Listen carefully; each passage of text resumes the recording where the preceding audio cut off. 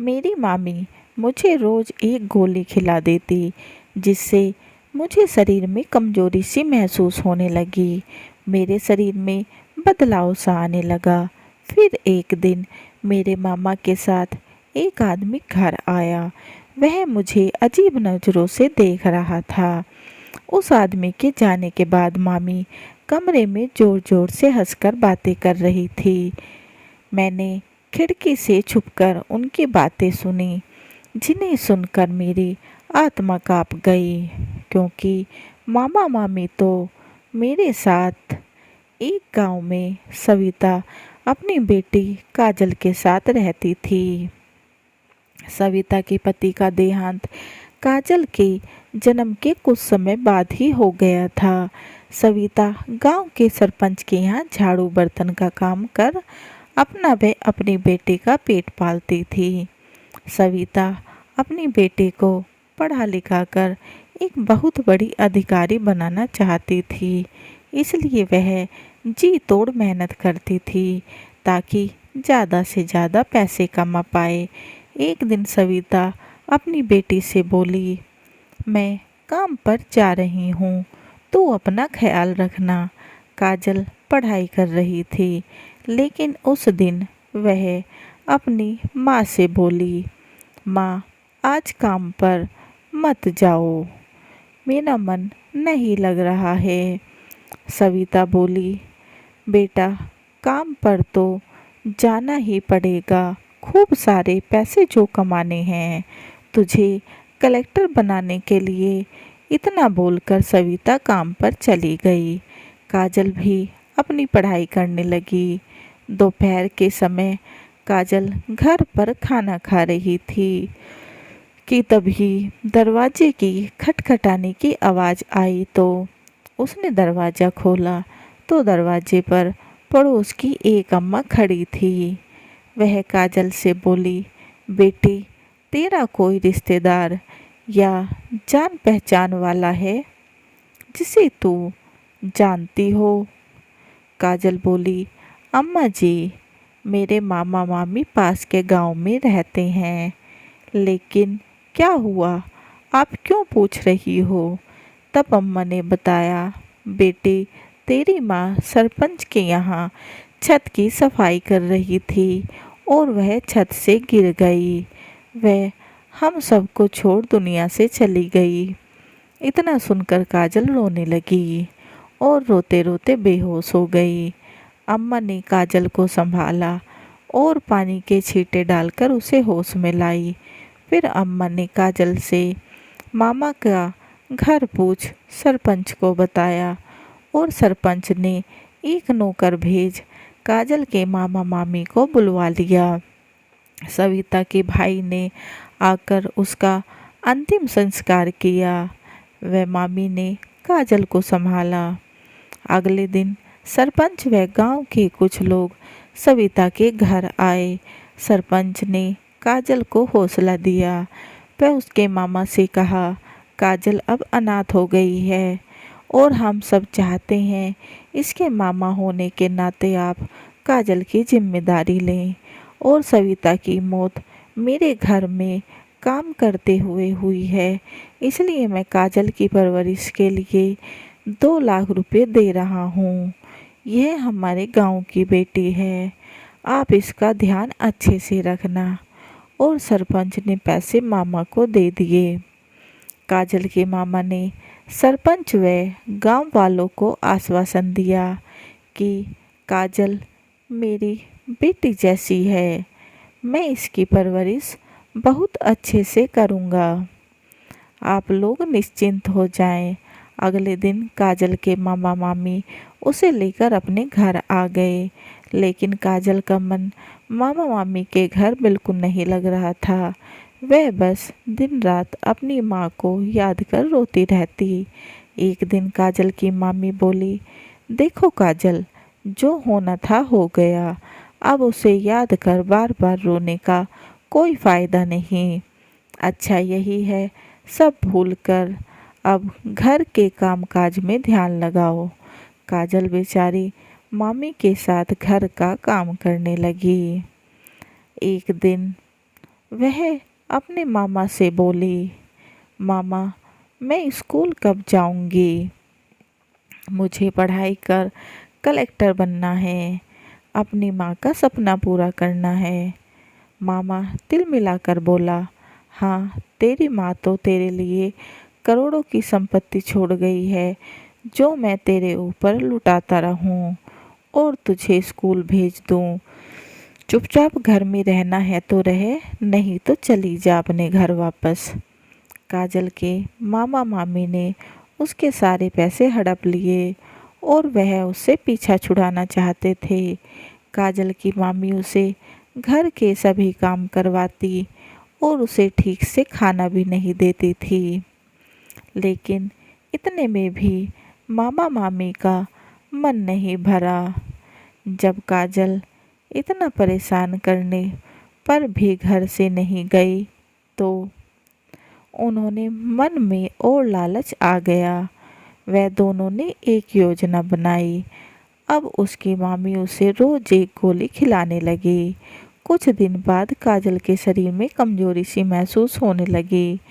उसके शरीर में बदलाव सा आने लगा, लेकिन वह छोटी बच्ची नहीं समझ पा रही थी कि उसके साथ क्या हो रहा है और ना वह किसी से कुछ कह सकती थी।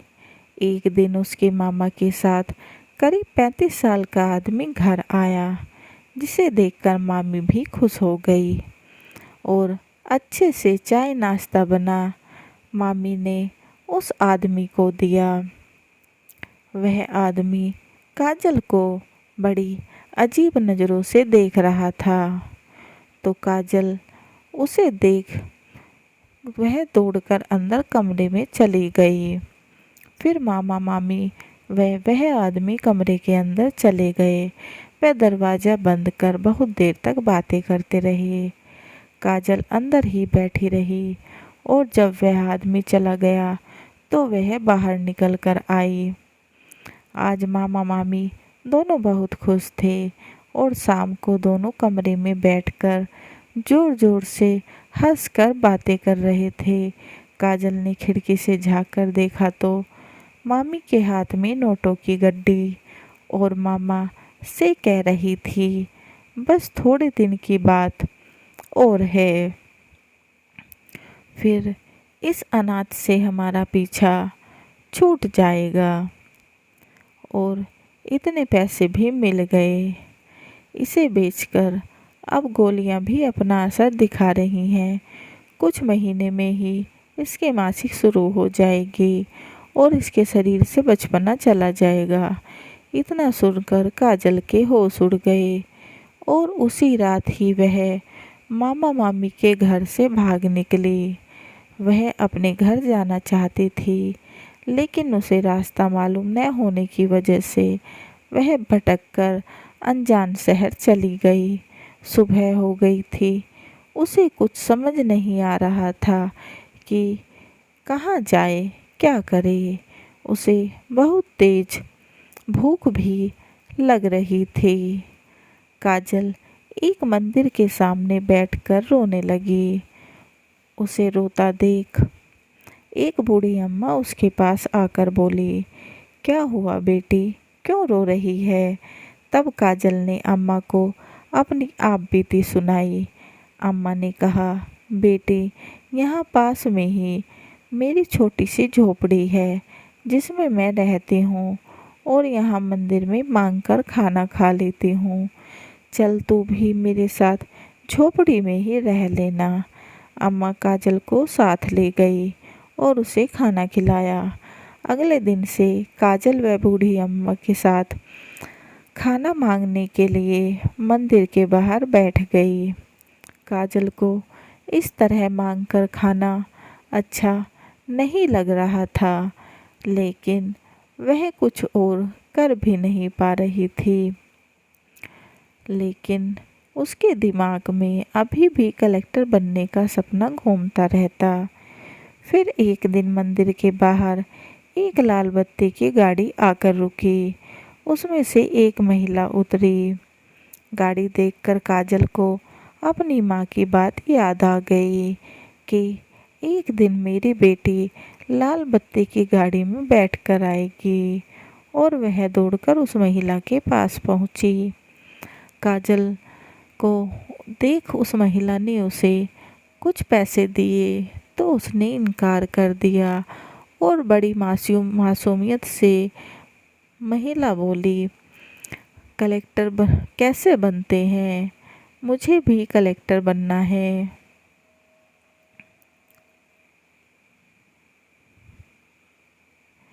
काजल की मासूमियत उस महिला के दिल को छू गई और उसने काजल से उसके बारे में पूछा। तब तक बूढ़ी अम्मा भी वहां आ गई। वह काजल के बारे में सब महिला को बता दिया।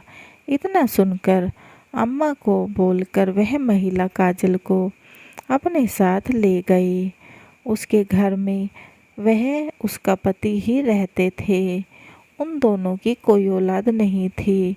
तो महिला ने अपने पति से बात कर काजल को गोद ले लिया और फिर काजल को एक अच्छे स्कूल में दाखिला दिला दिया। काजल स्कूल जाने लगी। समय रफ्तार से आगे बढ़ने लगा और अब काजल बड़ी हो गई। और एक दिन हंसते खिलखिलाते घर पहुंची। माँ पापा, मैं कलेक्टर का एग्ज़ाम पास कर लिया। इतना सुनकर उसके माता पिता खुश हो गए। लेकिन काजल की आंख भर आई। वह बोली, आज सिर्फ आप दोनों की वजह से मैं कलेक्टर बन पाई, अपनी माँ का सपना पूरा कर पाई। आप दोनों ने एक अनाथ को उठा गले से लगा लिया। बोलते बोलते काजल रोने लगी। तब वे महिला और उसका पति काजल को चुप कराते हुए बोले, हमने कुछ नहीं किया, यह सब तुम्हारी मेहनत का फल है। बल्कि हमारे जीवन में तो तुम्हारे आने से खुशियाँ आई हैं। और तीनों प्यार से गले लग गए। काजल ने कलेक्टर पद संभाल लिया और कुछ दिनों बाद उसके माता पिता ने उसकी शादी करवा दी। वह काजल अपनी मरी हुई माँ का सपना पूरा कर खुशी से अपना जीवन बिताने लगी। कहानी कैसी लगी कमेंट बॉक्स में ज़रूर बताएं और चैनल को लाइक एंड सब्सक्राइब करना ना भूलें एंड बेल आइकन को ज़रूर दबाएं ताकि ऐसी ही अच्छी अच्छी कहानियों के नोटिफिकेशन आपको मिलते रहें। And please guys support my channel. समाप्त।